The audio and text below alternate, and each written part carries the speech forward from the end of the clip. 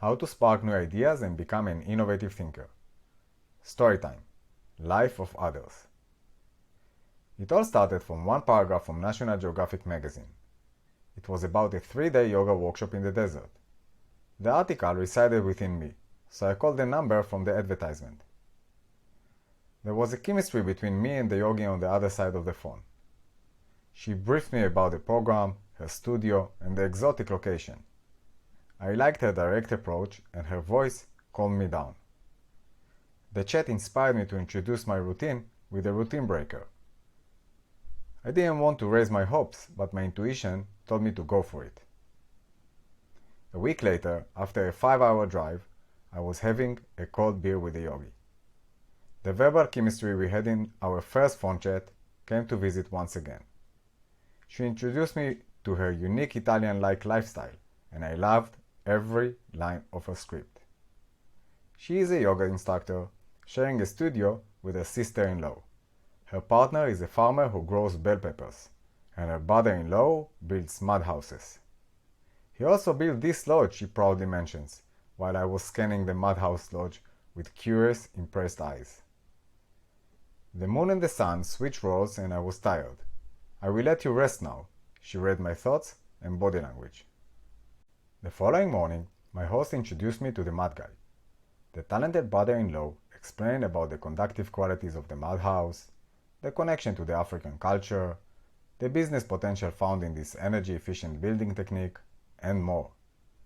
After an hour or so of troubleshooting-like conversation, I left his studio inspired and more optimistic than ever.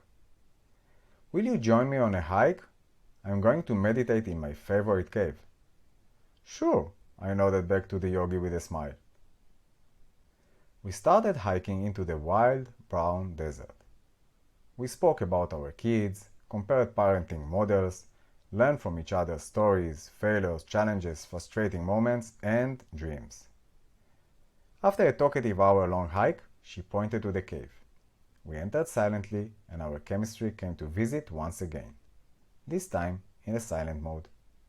It is rare to find people whom I can share silence with comfortably, but this time I felt I hit the jackpot. For the next hour or so, we both meditated silently. When I opened my eyes, I saw this image, which I named Silent Mouth. The morning after, the farmer came by with his pickup truck. "Hey, silent guy," he shouted back at me. "Hop in," he pointed at the vacant seat in his truck. "I have to check my irrigation system in the greenhouses," he told me. All I could see is passion. I love people who love what they are doing. They inspire me and make me believe that life is meaningful.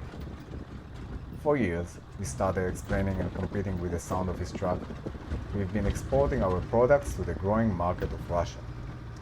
But now my business is under threat because economic sanctions contributed to the decline of the ruble, the Russian coin.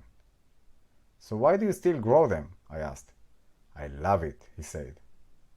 He explained to me all about the supply chain, competing markets like Morocco, the associated challenges to the organic EU market, and more. He spoke about the competitive edge of the Israeli market, which is gained through irrigation and fertilized technologies. Wow, I was thinking to myself, a farmer these days has to play so many roles. Sunset.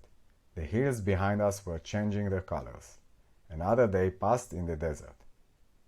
We drove back to the village and I was invited for a last treat.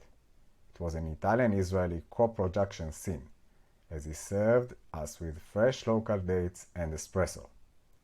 "I love coffee and I love dates," I told him, while chewing deliciously this unique cocktail. "But you never mix the two of them, right?" He smirked. Ever since, every time I want to get back to this moment, I either look at these photos or mix a date and espresso in my mouth. Sometimes I can only understand my life through the reflection of others. The take-home from this story is that this is how I break my established thinking patterns. I diversify my life with other people's stories.